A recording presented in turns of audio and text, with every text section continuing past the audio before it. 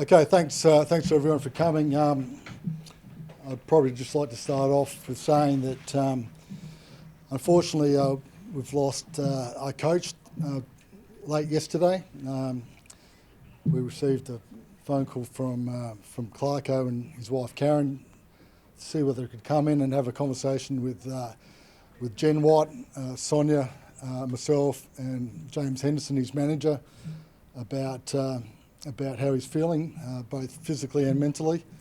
We caught up, and in that conversation, he basically outlined that the previous 8 months of where he's had to deal with the Hawthorn investigation and the serious allegations that have been made through that complaint, and not having a voice for that period of time has really weighed him down in the mental space.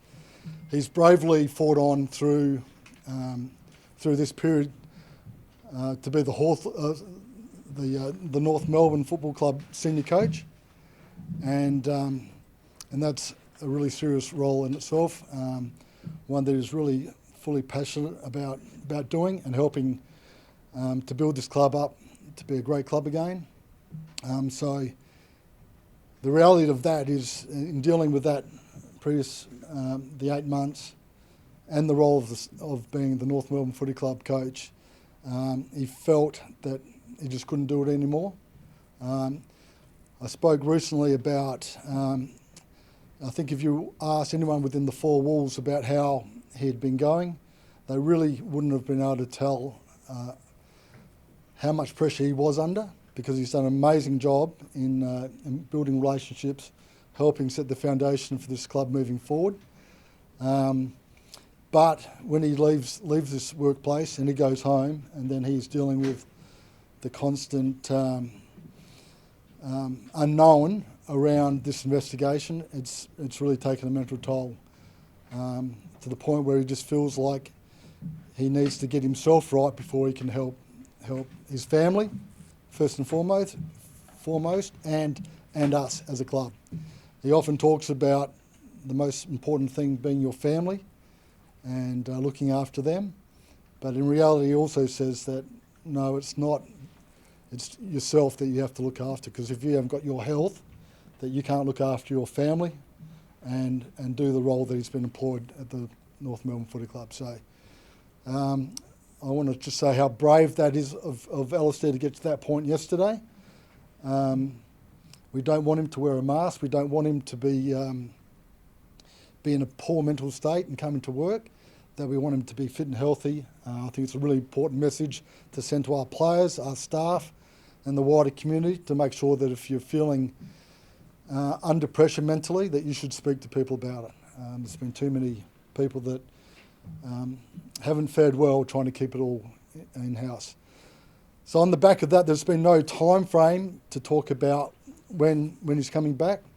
It's our firm belief that he will be back this year. But if you ask him and if you ask us, we can't tell you whether it's 1 week or 6 weeks. So we'll take that as it comes. The number one priority will be for him to get fit and healthy again. In the meantime, he will be away. We've told him to burn his phone, to concentrate on getting himself right. Brett Ratten, who has been one of our assistant coaches, will take control of being the senior coach, and our other line coaches will stay in their roles. We're very fortunate that Brett, when asked late last night whether he would step up, without hesitation said he would step up for his mate and for the North Melbourne Footy Club. So we're rapt to have a coach in waiting like Rats to be able to step in and do that for us. It certainly takes a lot of pressure off us as a club to know that we've got a person of his calibre to help us in this tough period of time. The players, we've spoken to the players today. They've been through a lot in this last 4 years, with change of coaches and the like. They're a resilient group already. This will continue to make them more resilient, but they're feeling for their coach. Their number one priority is to make sure that that he knows that that he's got their support and that they want him to just get better. They'll continue with Rats as coach to strive forward in trying to put together a product on field that he's really proud of and we're really proud of, so they'll continue to work on that. We don't think we'll miss a beat in that with Rats, being an experienced coach and spent a lot of time with Clarko, so the understanding of philosophy should be pretty seamless. So the players have been told, I thought they trained really well today, they had good energy, so we're hoping that we get a good performance from them tomorrow.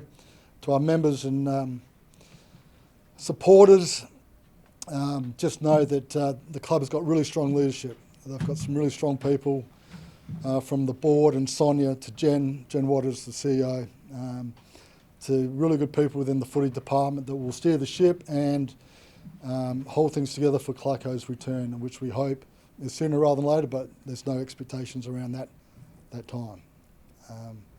So that's where we stand at the moment, so open to a few questions. You know Al better than most, and you mentioned the last 8 months and most of the players wouldn't have been any the wiser. Did you know that this had been building to this point? Look, it even took me by surprise, to tell the truth. I mean, we often have conversations through to the senior management of the club how he's tracking, because we know there's been a load there. And I've been, so look, you wouldn't know. Internally, it's been so strong. The mask that he'd been putting on was so clever. He was hiding all of it from us internally, but of course, I did know that things were weighing on him. But I didn't see anything that was inhibiting his coaching.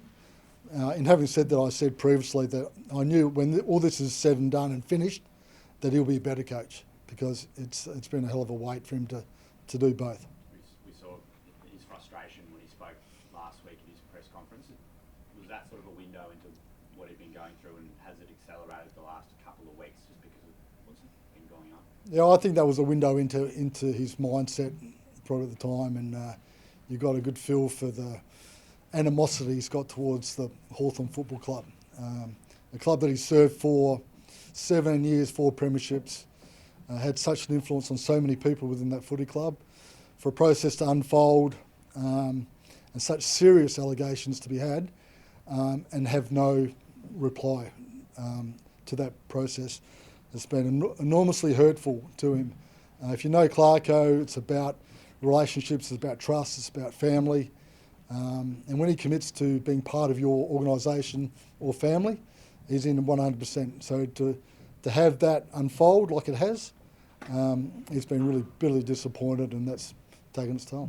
Todd, did Alastair or Karen yesterday in your communication mention, had there been a tipping point, or had the breaking of confidentiality from the panel last week provided a tipping point as to where he's got to now? Yeah, no, they didn't mention a tipping point, but certainly I think on the back of the confidentiality, the inability to speak, to put the story out and then to be broken, had a toll on him. But there was no specific mention to that. But it's just been the weight of having to deal with all this and the constant pouring on other stuff around it of recent times that just he felt like there was no reprieve.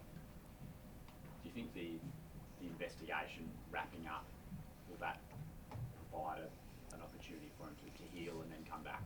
Yeah, look, I this is just me to speak. I think, I don't know how long it's going to take for him to feel better about himself and have the energy to come back.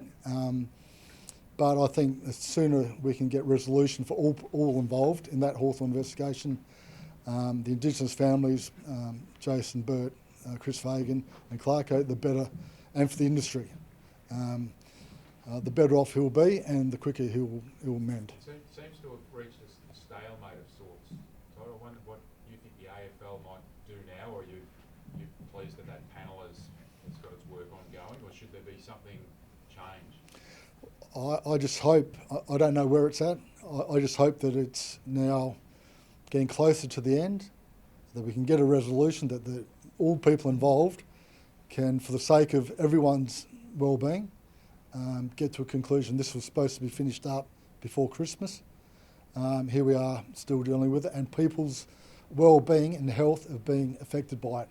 So let's get together and work it out and get it done. Have you notified the AFL or the panel about Alastair stepping down? No, I haven't. But part of the meeting yesterday was James Henderson, his manager, so I'm sure that there's been communication with other bodies. What's he going to do for the next little while to get better?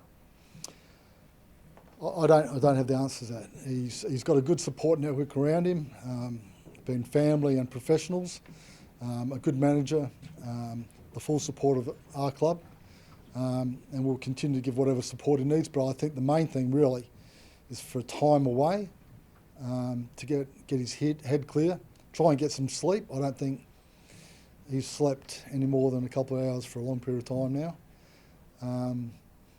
and we need to get to the end of this investigation. Has he or his manager indicated whether he will attend mediation in the coming weeks? No understanding from my end on that. You spoke about Brett stepping up and willing to help out a mate. Can you just elaborate a bit more on that? Because Brett, from himself, in terms of head coaching capacity, has been through a bit the last couple of years. He has. I must admit, when I made the phone call, I was understanding if he said no, because of the pressures this job entails in being a senior coach and the journey that he's been on in that role. I understand the mental pressures that come with it. He's been amazing for us. So when I made the phone call, I was half anticipating I'm not ready. I'm still dealing with my own history. But without a split second, and I think this speaks to the character of the person, he said, no, I'm prepared to step up for my mate and my club, without a second thought. So we are so grateful that he's done that. He initially came to the club as a part-time assistant. Was that still the case until yesterday? He was still part-time? Yeah, he's been 3 days a week and match day. So now he'll work in a full-time capacity, yeah. Was it a pretty clear-cut decision that you wanted Brett, given when you had Lee Adams doing the job last year as well? Yeah, no, we thought any of our coaches have got the talent to be the senior coach, but we just thought by putting Brett in, it gives us the least amount of change. That all the boys could continue to do their jobs in their lines, and Brett in the coaching box has been doing that, the senior role in the coach's box. So it just made sense without making too many disruptions to our coaching staff. When Brett was appointed, Alastair had been away from the club at the time. Was his appointment in part thinking this, or Alastair, if he was to step away from the club, Brett could fill that void? Was that part of his appointment at the time? Yeah, no, it wasn't. I mean, at the time it was. We were trying to put together the best coaching group we could muster. And then when Brett became available, it was a conversation around seeing whether he was ready to get back in. And at the time he was dealing with his departure from St Kilda. He was happy to be part-time, that 3-day-a-week role, but he wasn't ready to go full-time. So it wasn't in our thinking at the time. But to have such a resource there, it's been really valuable for us. Will that have any impact on the soft capital? We'll potentially have some stuff to look at there, but we think we've got some flexibility to work that out. Do you have any fear that Clarko could potentially be lost to the game forever, and what a shame that would be? Yeah, look, I personally don't. Certainly that's a possibility, but I don't think. I think that he just needs a little bit of time. There's no indication in the conversations yesterday that was the end of Alastair Clarkson. We feel really confident that he just needs some time to heal, and he'll be back and take control of the club again and help us get back to the battle of contending for silverware, get this club back to be in that position where we're a great club. It's obviously got a pretty young group. It's in a pretty pivotal stage of its development as well. How do you have to guide them through this uncertainty over the next little bit? Yeah, well, Clarko's been really clear with them from day one that life's going to chuck up a lot of challenges to you. You're going to need resilience to play this game, but also to survive life. It's a great example about that. Clarko's trying to get himself right and show resilience to bounce back. So the players will learn about it. I think they'll understand that footy's a tough industry, but there's more important things than footy. That family, health, are really important as well. 4 head coaches, I think, in probably 18 months for the players. Is there anything you can do to help them through what's been obviously unstable for you? Yeah, no, I think it'd be normal for those players to feel like that they've been cursed. But the reality is, I mean, I've been through a similar journey at the Melbourne Footy Club where it just didn't feel like we were ever going to get out of the dark clouds with tanking investigations, the deaths of Robbie Flower, Dean Bailey, Sean White, Jimmy Steins. It went on and on. Number one draft pick leaving us, Tom Scully. Some of our top draft picks not working out. So we spoke about the Norman Smith curse. And you stay the course. You have good leadership. You stay the course. The wheel's going to turn, and the players, they'll feel that. They'll feel that the wheel will turn. And then you hear guys like Tom McDonald that went through that tough time at the footy club, or Nathan Jones, and the lessons I've learned about life and the resilience required, going through the tough times and then celebrating the good times. That's what the journey's going to be about. Would you expect, I'm getting into the personal a little bit here, but would Al look to get away from it all completely, given the narrative, the conversation, the reporting of it all? Yeah, I'm not going to divulge his plans, but I think that he needs to get space. Obviously, being in Melbourne, it's going to be hard to get that space, but please, everyone, we need to respect his mental well-being and give him that opportunity.